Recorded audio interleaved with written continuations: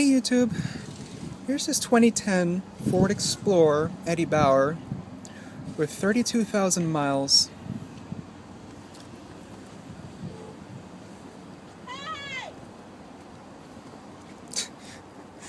This one is four-wheel drive.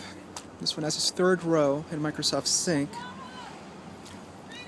It's a possibility that I may be able to do a test drive of this one, but don't count on it because it's just a maybe. You see the running boards, also painted with the gold trimming. So let's do a quick tour of this one. You can see the beige interior, the inserts of the seats, a tad lighter. So let's start this one up.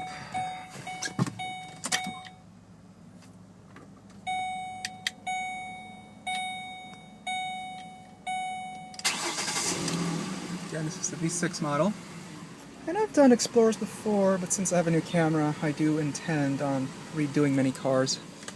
This style Explorer came out in 2006 until its last year, which is this, 2010. Specifically the V6 models with the 5-speed. The transmission was always troublesome. Not sure if they rectified the transmission in 2009, but I know 2008 still were a bit iffy. I've seen some with tranny slip still in the 2008. So aside from that, let's just get out and critique the interior. Quality really isn't anything to go yay about. Everything is hard touch up here. See this panel. Sounds quite hollow. I'm pretty sure this bezel will clip right off. Sounds quite creaky. Like it sounds like it will detach easily. The fake wood accents. I can tell this will also lift right off. In-CD takes MP3. A little tray up above. Info controls such as trip computer, distance to empty, typical Ford thing. This is where you would adjust the four-wheel drive. Explorers, even though they're four-wheel drive, they're always automatic four-wheel drive. So there's no true two-wheel drive mode in these. If you do get a two-wheel drive Explorer, of course. But for four-wheel drive models, no matter what, it's going to be all-wheel drive, or four-wheel drive, however you want to call it. Let's put it in neutral, put it in the low range. Get engaged. Let's see. You can see the thing just launches. You can really tell it's in low range. Let's put it back in normal mode. Okay. Here's a climate control. It's not dual zone. Just there's 3 simple dials. Heated seats. Again, I forgot to mention. Well, I did mention it. It's a 5-speed auto with overdrive right there. This one has Microsoft Sync, so this does have that rather artificial voice that yaps right at you. Everything hard touch on the passenger side. Glove box, kind of tiny. Let's just consider it average sized, rather sharp edge.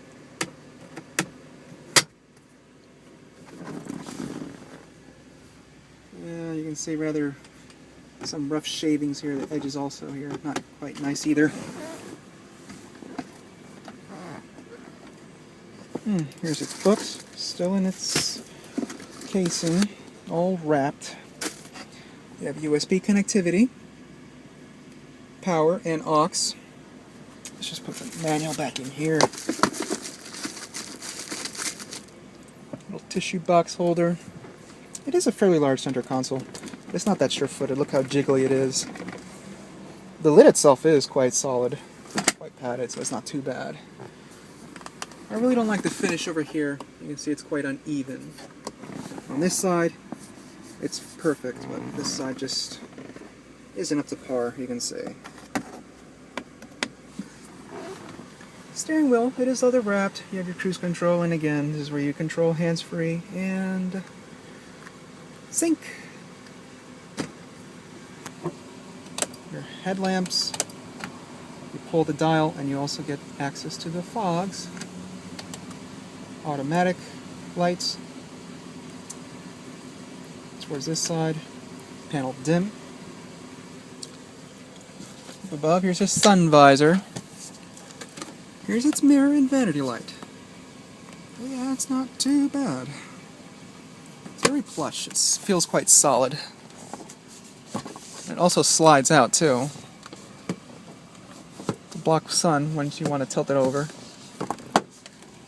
Rear AC controls, lighting fixtures, and the rearview mirror also dims. Holder for the sunglasses. This is very flimsy. It's not nice at all.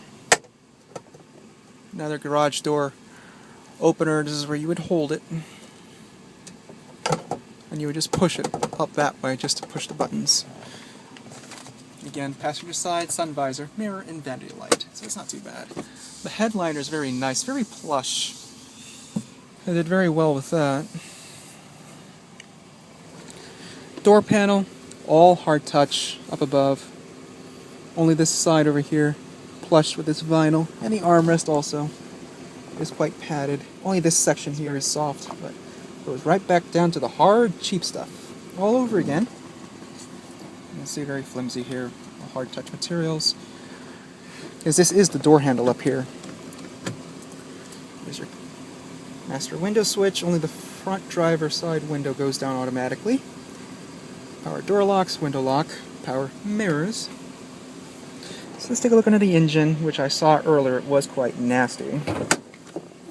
And I forgot to mention that the steering wheel tilts. That's all it does, and it is damped, so it's not going to fall on top of your knees. You can see power seat controls, lumbar, backrest, and the front seat tilts. Back seat's quite decent. As you can see, it's not too bad at all. Rear AC, power outlet. You have your cup holders here mounted on top of the center console. Very creaky. There's no armrest here at all. This side is padded, armrest also padded. Again, hard touch up above. Just like up front, follows right through. Seats do recline, as you can see. And the headrest does tilt. And let's get access to this back seat. Oh hell, the heater is on. This is blowing hot air. And there's access to the third row. And third row legroom isn't too bad. Just the seats are very firm. These are rocks. That's one thing I can say. Everything hard touch. You have a cup holder up above. These rear seats do fold electrically. I'll show you that. They power fold.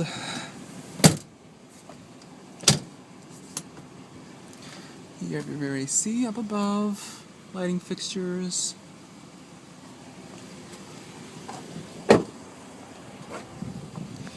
One thing Explorer's always had since 2002 was independent rear suspension.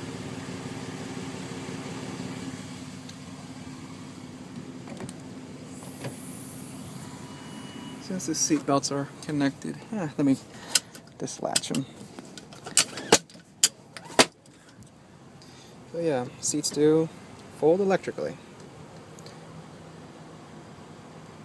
So yeah, this is quite loaded. And the third row does have its rear AC as well. You can see the vents, little cargo area for jack storage.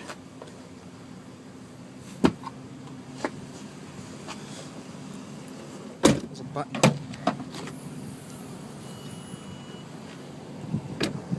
So yeah, you guys got the idea. You have your roof racks.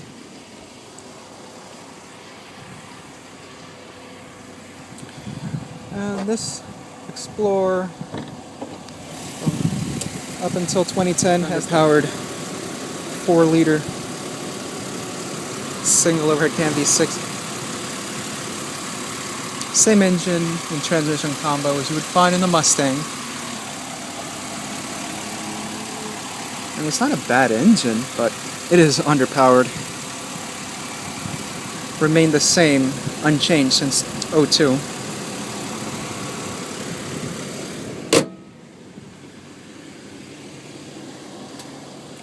So let's get to revving this Explorer.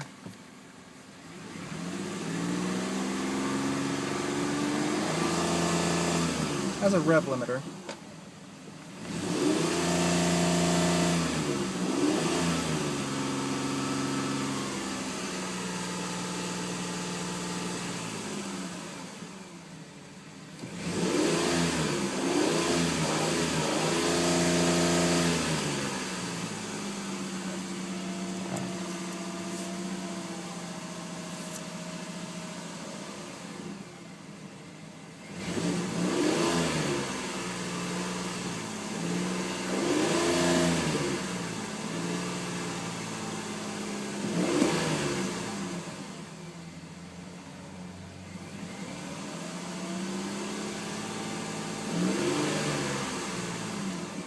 Yeah, I don't know if I should just continue revving it. It won't go any higher than that. Hopefully I can do a wide open throttle first gear at least. Let me see where I can find some room for that. Low fuel.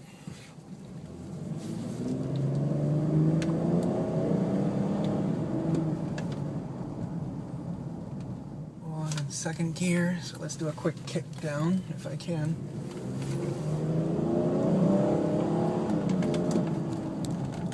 It is in a parking lot.